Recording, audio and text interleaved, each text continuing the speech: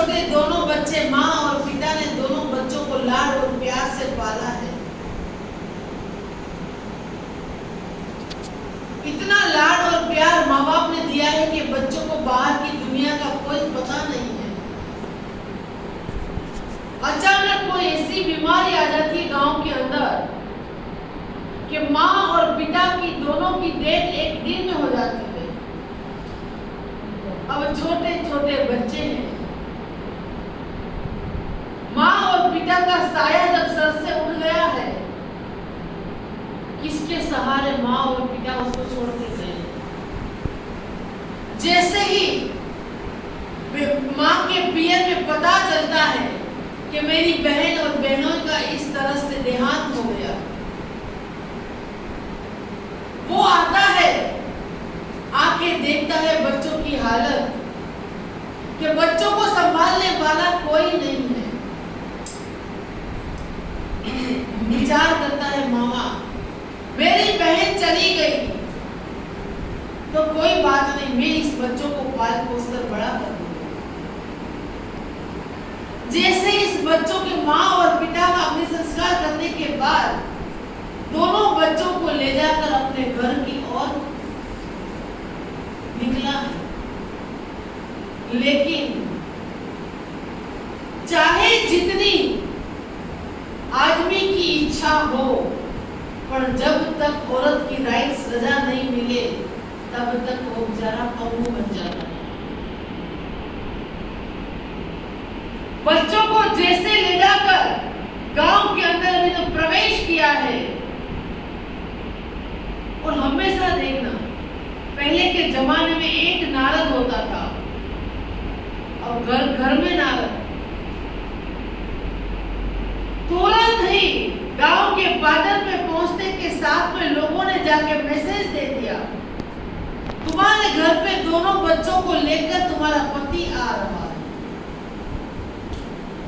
वो बारिया क्रोधायुक्त बीमारियां थी, इतना ज्यादा जहर था उसके अंदर। अभी तो पति घर के दरवाजे नहीं पहुंचा और उसने क्लेश जोर जोर से चिल्लाना चालू कर दिया। इतनी गर्मी के अंदर मेरा अपना खाना तो बनता नहीं है, अपने बच्चों का टिफिन बनता नहीं है, और दो बलन और ऊपर से लेके आए उसको भी पालना, मेरे से ये काम नहीं होगा। अभी घर में आने तो उसके बाद उसकी खबर लेती हूँ। आदमी घर के अंदर प्रवेश करने के साथ में उसने अपना टेप रिकॉर्ड को तो बंदा बंद भी कर सकता है, इसका टेप रिकॉर्ड बंद भी नहीं होता।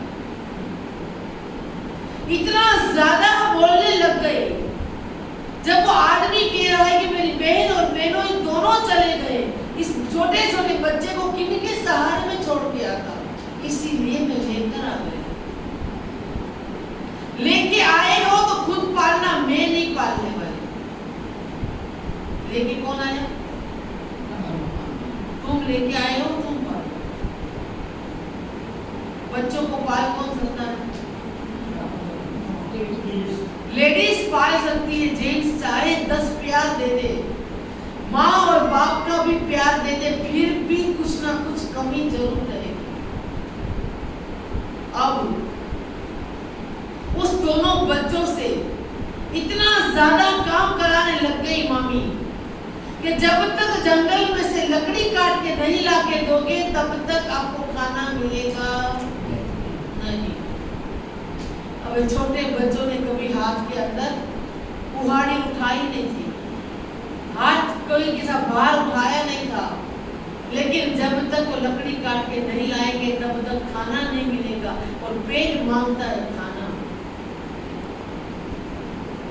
अब पेट की मजबूरी से बच्चे दोनों जाते हैं, थोड़ी थोड़ी लकड़ियां काट के लाते हैं, उसमें से भी कोई भारा एक का कम एक का ज्यादा है, तभी भी जिसका कम होता उसको रोटी नहीं मिलती। ऐसी हालत के अंदर दोनों भाई बहन जंगल में जाके रोते हैं कि आज तो हम दोनों एक साथ में हैं और सुख और दुख बांट कहते हैं कल बहन तू बड़ी हो जाएगी, तू ससुराल चली जाएगी, उसके बाद मेरा कौन। दोनों आपस के अंदर हंसने खेलने की जिंदगी थी, उस जिंदगी दांव पे लग गई। रोते हैं जैसे जैसे वक्त आता है, दोनों भाई बहन बड़े हो गए। जब लड़की किसी के घर में बड़ी होती है तो माँ बाप को टेंशन नहीं होती है, किसको टेंशन होगी? लड़की आपके घर में बड़ी हुई है और पड़ोसियों को इतनी बड़ी हो गई, अभी कोई शादी नहीं हुई, अभी कोई ऐसा नहीं हुआ, अभी तुमने को देखना चालू किया कि नहीं किया। बच्चा इनके घर में बड़ा हो रहा है, वो जन्म पड़ोसी और पड़ोसियों ने कहना चालू कर दिया, इतनी बड़ी लड़की हो गई, अभी तक इनकी शादी के लिए कहीं देखा कि नहीं घर। मामी कह रही मुझे कोई मतलब नहीं है, जाने इसका मामा जाने।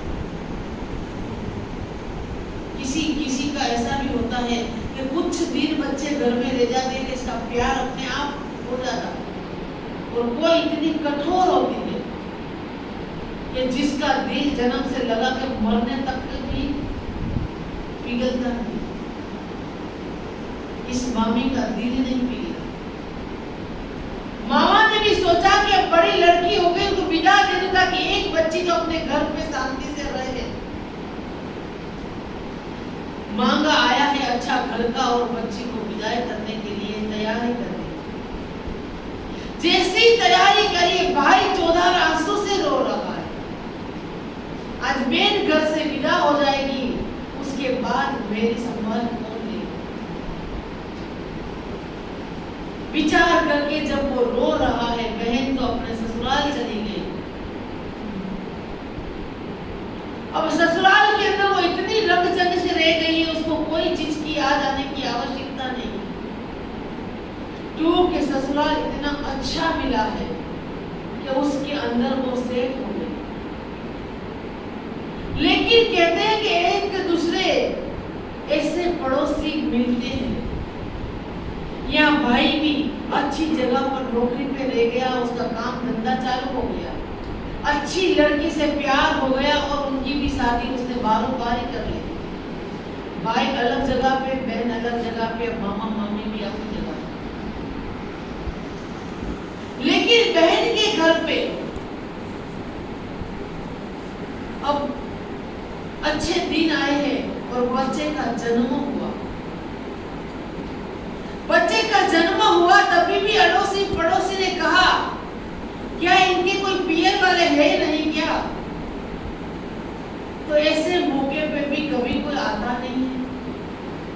देखो लड़की को माँ बाप की याद आए या न आए, वो ससुराल में अच्छी तरह सेट हो जाए, लेकिन पड़ोसी उसको सेट होने नहीं देगी, उसकी जान जलती रहेगी। पड़ोसी ने उनको 1, 2, 4 बार कहते कि एक ही बार सास के कान में 2, 4, 5, 10 बार तेल रगड़ेंगे ना तो एक ने एक बार सास तो बेचारी सास लोग दिखाएगी। कहते कि सास कभी किसी की साकर नहीं होती और माँ किसी की डॉक्टर नहीं होती। वो कहावत है, सास किसी की शक्कर नहीं और माँ किसी की डॉक्टर नहीं। जैसे ही सास के कान में तेल रड़ा है, अब वो बार बार कह रही है कोई भी ऐसा इनके पियर का कोई व्यक्ति नहीं आ रहा है। सास की समझी बात तो सही है, इतने सारे त्योहार निकल जाते हैं, कभी उसके घर से एक कपड़ा भी नहीं आया। अभी तक लड़की चुपचाप थी, कोई टेंशन नहीं थी, लेकिन पड़ोसियों ने इतना जहर बना दिया। जैसे उस लड़की ने सुना है, लड़की के मन में भी अब घा लगा है। उसको लगा सत्य बात है, मेरा भाई कहाँ होगा। जब से शादी हो गई उस समय मोबाइल तो होता नहीं था कि दिन भर सवेरे उनके शाम उनके रात उनके बात करें, एक दूसरे का मिलना नहीं होता। कितने साल हो गए, यहाँ बहन के घर पे भी बच्चे बड़े हो गए, बच्चे भी जिद कर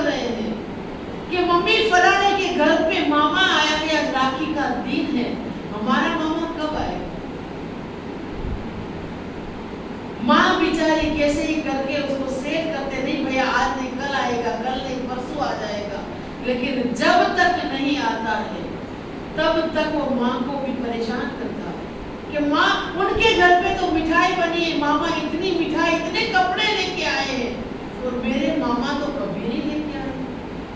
पड़ोसी ने बच्चों के कान में भी जहर डाल दिया, तेरा मामा है ही नहीं, बोलता तो आता कि नहीं आता। लड़की हर चीज सुन लेगी, लेकिन अपना भाई चाहे आओ चाहे ना आओ, लेकिन भाई का बुरा और पियर का बुरा कभी भी वो नहीं सुने। बार बार कहने के बाद बेन ने विचार किया क्या किया जाए, और एक हाथ से दो लिखी लिखकर पता चला कि गांव में हाट है और मेरे गांव से कोई ना कोई एक बंदा आएगा, उनके साथ में वो चिट्ठी दे दूंगी, मेरे भाई को दे देंगे और मेरा भाई जरूर मुझे आगे संभाल लेगा। चिट्ठी उनके हाथ में दी है और जाके भाई को देने के लिए कहा है, लेकिन भाई 24 घंटा घर में तो होता नहीं, फेरी का काम करता, गांव गांव जाता था। चिट्ठी ले जाकर उन्होंने भाभी को पकड़ा दी कि ये भाई को दे दे, लेकिन भाई भी बहन भाभी भी बड़ी शानी थी। उसने कहा यदि इस मौके पे इसके भाई को ये लेटर मिल जाएगा तो अभी 100, 50, 500, 1000 रुपए का खर्चा आ जाएगा, इसीलिए वो चिट्ठी देना नहीं, चिट्ठी को दबा दी, नहीं दी। बहन विचार करके इंतजार करके बैठी, आज आएगा कल आएगा, वो लेटर मिल गया होगा, वो पढ़ लिया होगा, जरूर आएगा मेरा भाई। पहले तो मैं जो बोलती थी वो मेरा भाई तुरंत करता था, आज भी वो मेरा भाई है, वो तो करेगा। मन में विचार करके 2 दिन 4 दिन 6 दिन 10 दिन भी हुए, लेकिन भाई, क्योंकि भाई को लेटर नहीं दिया। अब चिट्ठी के अंदर लिखा था, दूसरी बार वापस चिट्ठी भेजी, चलो एक बार नहीं मिली, दूसरी बार तो मेरे भाई को मिल जाएगी। उसमें लिखा था एक गाना कि वीरा कपड़ू रे फाट्यो वीरा मारी कोणीए जाई छे मारा पियरियानी लाज रे मारा वीर ने के जो रे जी वीर ने के जो के आना मोकली। मेरे भाई को कहना कि मेरा जो कपड़ा जब शादी के समय तुमने दिया था वो कपड़ा मेरे अंग के ऊपर से फट चुका है, अब तो मैं संभाल लेने आ जा। लेकिन अभी तक भाई के पास लेटर नहीं मिला। आज भाई के हाथ में आया है और जैसे भाई ने पढ़ा कि मैंने आगे भी लेटर दिया था भाई, तो अभी तक नहीं आया। और ससुराल के अंदर मुझे इतना मेरा सुनना पड़ता, मैं सब कुछ सुनना पसंद कर लूंगी, लेकिन मेरे भाई का कोई ऊंचा शब्द बोले मैं कभी बर्दाश्त नहीं करूंगी। अब उसने जैसे ही पढ़ा है, घरवाली को पूछा है, तो बोले कि हाँ आया था, लेकिन मैं देना यदि उसके पियर से कुछ आया होता तो उसको याद रहता। ये तो बहन के ससुराल से आया है, इसलिए तो भूलना ही भूलना। अब बेचारा भाई सुनते ही अपनी घरवाली को पूछने के लिए नहीं रहता और बाजार में जाकर खरीदी करता है, वस्त्र आदि मिठाई आदि लेकर। दोनों छोटे छोटे बच्चे बहन के घर में हैं, वो सब सामान इकट्ठा करके हाथ में पकड़कर बेच के घर जाने को तैयार हो गया। यहाँ बहन विचार करती है निश्चित मेरा भाई अब तो आना चाहिए। अब गांव के पादर पे आई है और पादर पे आकर बहुत दूर की ओर निगाह करती है, अभी मेरा भाई दिखे, अभी भाई दिखे, लेकिन अभी तक भाई दिखा नहीं। उसने पेड़ के ऊपर चढ़ना चाहा कि पेड़ के ऊपर चढ़ के मैं देखती हूँ कि कभी ना कभी मेरा भाई दूर से आता हुआ मुझे दिख जाए, माँ ऊपर चढ़ी है, छोटे छोटे बच्चे नीचे की ओर खड़े हैं और बार बार पूछ रहे हैं कि मम्मी ये बताओ कि मामा आए कि नहीं, मेरे लिए कपड़ा लाए, मिठाई लाए कि नहीं। अब दूर की ओर आता हुआ एक इंसान दिख रहा है, हाथ के अंदर बहुत सारी थैलियां हैं। माँ कह रही है बहुत नजदीक तेरे मामा आ चुके हैं, अब जल्दी से जल्दी तुम्हारे लिए मिठाई और कपड़े लेके आ रहे हैं। जैसे ही वो अभी तो बोल रही है, नीचे उतरने की कोशिश कर रही है, लेकिन एक पेड़ के ऊपर कालिंदर सांप रहता है। जैसे उसके पुछ के ऊपर उसका पैर आता है, कहते हैं कि सांप कभी भी नहीं काटेगा, उसकी पूंछ के ऊपर बाल होता है तब जाके सांप काटता है, वरना नहीं काटता। 1000 गुने सांप काटता है, 100 गुने बिच्छू काटता है, और इंसान बिना गुनाह काटता है। सांप के पैर, सांप की पूंछ के ऊपर पैर आया है, और जैसे ही पैर आया उस कालिंदर ने अपने पांव पे डस लिया, और डसने के बाद जहर चढ़ता है, सीधी लड़की नीचे की ओर आने लगी। यहाँ उसका नीचे आने गिरने का हुआ, पूरा शरीर हरा हो गया, प्राण पंखेरु उड़ चुका है। गांव के अंदर बात फैलती है कि कोई लेडीज ऐसी है कि जो मर गई है। सभी लोग देखने के लिए आते हैं। देखा है, पता चला कि ये तो अपने भाई की इंतजार में आके यहाँ खड़ी थी। उतनी देर में भाई भी वहां पहुंचता है, उस पूरी भीड़ को चीरता हुआ कहता है ऐसा क्या हो गया कि पूरे गांव में इकट्ठा हो गया। बहन को देखकर भाई विचार करता, इतने सालों से मेरी इंतजार की। बच्चे वापस मामा को लिपट जाते हैं और भाई को अपनी याद आती है कि बचपन में मैं भी इसी तरह ही मामा को लिपटा था। आज मेरा भी, आज मुझे भी यही दिन देखने को मिला, और मैंने अपनी सुख सुविधाओं के अंदर अपनी बहन की संभाल नहीं। अब बेचारा बहन की चिता को लगाता है, और जितने वस्त्र लाया है सब बहन की चिता के ऊपर डाल देता है। ये त्योहार, राखी पूनम का त्योहार, बरोबर हमारी संवत्सरी से कितने दिन पहले आता है? 15 दिन पहले आता है। कभी आप लोगों ने सोचा कि ये त्योहार 15 दिन पहले क्यों आता है? ये त्योहार हमारा एक दूसरे भाई और बहन के बीच में कोई तकरार खड़ी है, उस दीवार को गिराने का त्योहार है। यदि यहाँ हम दीवार को गिरा देंगे तो हमारा संवत्सरी महापर्व शुद्ध होगा, अच्छी तरह से हम उसकी आराधना और साधना कर सकेंगे। इसीलिए ये भाई बहन का त्योहार संवत्सरी महापर्व से पहले आता है। देखो, दिवाली का पर्व तो बाद में आता है, लेकिन भाई बहन का एक ही त्योहार है। ये त्योहार हमारा पहले आता है। क्यों? कि जिसको आज हम धर्म की बहन तो बहुत बना लेते हैं, और धर्म की बहनों का हर प्रोग्राम हम अटेंड करते हैं, और हर कार्य के अंदर उसको जितना देना चाहिए उससे कुछ ज्यादा देकर आते हैं। और हमारी सगी बहन यदि होगी तो उसको हम बहुत सारी चीजों के अंदर उसको भूल जाते हैं। इसीलिए कहने का मतलब है कि संवत्सरी